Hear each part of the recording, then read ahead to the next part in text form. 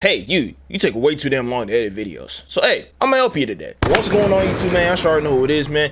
It's your boy HTX. I'm live in full effect here once again with another YouTube video for y'all boys today. Today you're gonna learn how to edit videos faster. A lot of y'all take way too long to edit videos. I'm be honest, I was one of those people. Before it used to take me 3 hours to edit one single TikTok video and it got like 200 views. Now it takes me like 20 to 30 minutes to edit an even more edited TikTok video, and now it performs much better. So I'm gonna teach you boys how to do it today. Let's go. So tip number one is going to be presets. Presets is probably going to save your entire life because it literally has the settings for a specific effect, but saved within a certain parameters. This clip, I'm gonna show you guys this clip. So this is enemy destroyed. Use your attack map to hunt down the rest of them. playing Vondale, guy gets shit on, you know what I'm saying? Let's say I want to introduce the clip in a better manner. Usually, at least with Sony Vegas, in order to add transitions, I would have to drag out the fade in. Then after I drag that out, I gotta go to transitions. I gotta scroll between and decide which transition I want to pick. I want to go ahead and pick camera shake. Then after I pick camera shake,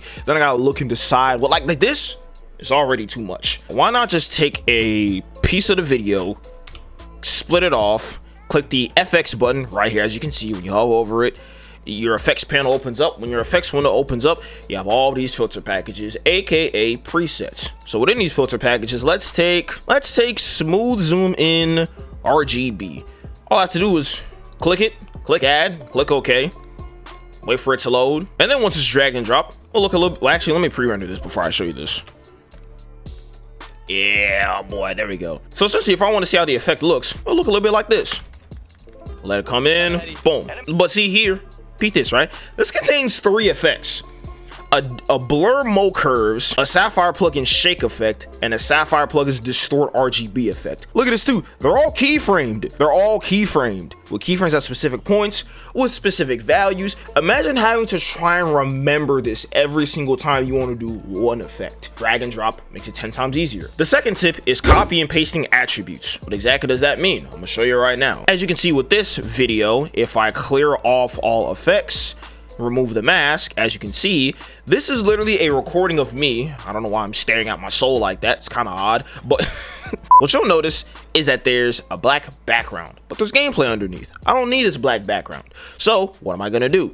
I'm gonna go in here. I'm gonna click the pan and crop window. I'm gonna press mask. I'm going to go to the presets under my mask. I'm gonna choose the mask that I want to pick, and it's the new TH vert cutout mask. Then when I select that, I go back up to position. I gotta see how it looks, and when I come here and see, boom, now it's removed the black little background drop that was preventing the gameplay from being shown. But how do I do this and apply it to every single clip? So let's take the unedited version of this clip. Let's go ahead and take this, right? This is the unedited version of the clip that I just dragged and dropped, right? As you can see, it doesn't have the mask enabled, so you still see this black background on the screen. So instead of having to go click the pan and crop button, go to this, click mask, and then go through here and press the drop down and click the mask that I want to select, and then go, instead of trying to do all of this, why not, right? Why not take the same things that are on this clip, copy, right click, paste event attributes, and boom, it applies to that clip as well. Now if I undo it,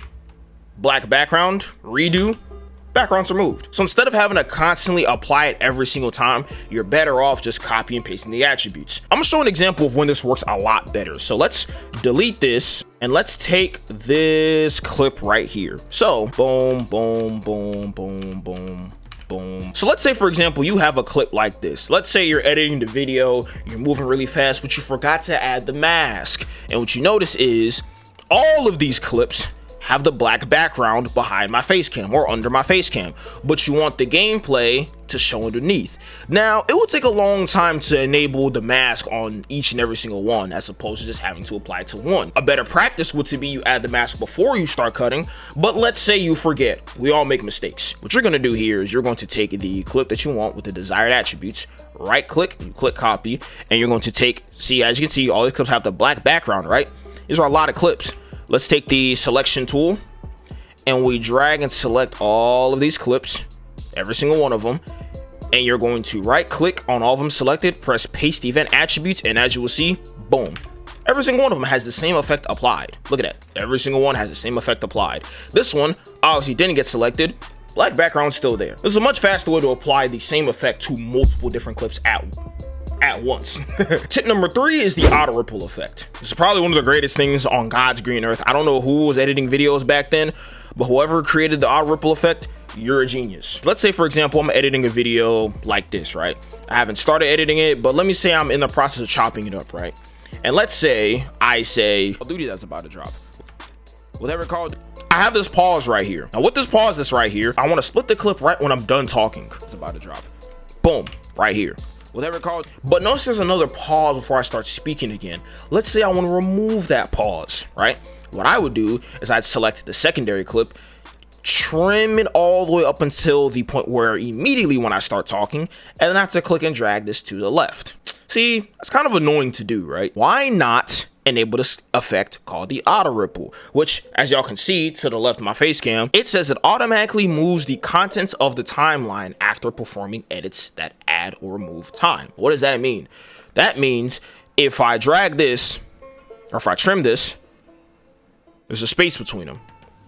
We don't want that. If I enable auto ripple, what that'll do is it'll drag, once I trim the secondary clip, boom, automatically closes the gap. So imagine it like that. Auto ripple just automatically shifts everything that is down after the cursor in this case and snaps it back right where the cursor is. This helps a lot. Say for example, if I'm done talking here, I can never ever get to do, split the clip right here, but see all this dead moment right here, instead of having to literally chop right here, delete here, push it here, and then I notice what else is there? And then I notice I didn't pause at the right time, then I gotta drag it out a little more, then I gotta push it to the right, then I gotta test it again, and then I gotta test it, see, and then it's not actually perfect. Instead of having to make these minuscule edits over and over again, why not just go ahead and auto ripple it? Press the auto ripple button, click one side to drag to trim the beginning. I keep saying drag, I'm trying to say trim. So trim the beginning of this, boom, automatically snaps into place and boom. What else? And if I don't like how it sounds, I take the end of the first clip, trim the end of it a little bit, it automatically snaps into place and it sounds like this. What else is there? What else? And then boom, snaps right into place. Tip number 4 is going to be having folders for your sound effects or commonly used footage. Let's say for example, I want the record scratch sound effect. You know, whenever somebody says something off the wall, you have the record scratch sound effect. Let's say I want to add it very quickly. This is the best way to do it. You press import media, and I have a folder, not even trolling, this is every single sound effect I ever use for my videos. I've collected these over the past like 5 years. These are literally, I've transported these for like 4 different computers. These are literally all the sound effects that I can possibly use for my videos. So let's say I want to use the record scratch sound effect. Select one of them, press R, and you see record scratch, but there's 2. I want the first one. It's the first one. Double click that, drag and drop in, and then right here, it would sound like, what else is there? Boom.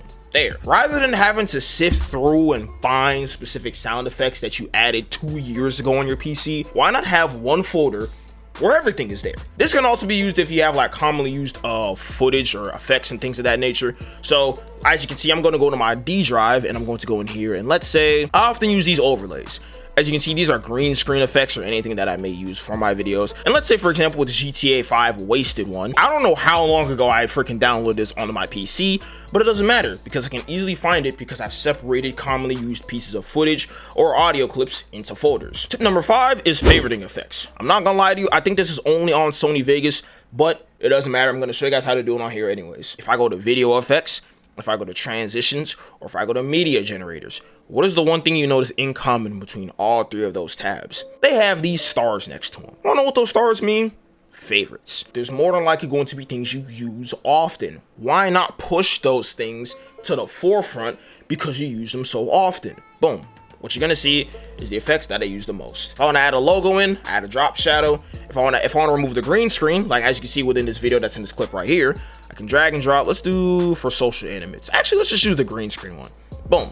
Eliminates most of the green screen. Or for example, if I want to use a Gaussian blur, if I want to blur something out, bam, it blurs it out. You feel what I'm saying? Then boom, that's it. And the last tip number 6 is probably one of the greatest ones, which is simply just eliminating distractions. I don't play music. I don't watch YouTube videos. I don't like being in loud and noisy environments. I like quiet environments because that allows me to just think and allows my mind to flow as much as possible. So hey, thank you guys for watching today's video. It is your boy Ranks HTX, and I hope you guys are gonna be editing videos a lot faster after this. You're taking too damn long. Hurry that shit up. But hey, if you guys want to see more editing tutorials, please leave a like on this video, subscribe to the channel if you are new, press the bell icon to know when I drop another banger like this, or anything in this nature. It's your boy Ranks. We out of here. Peace.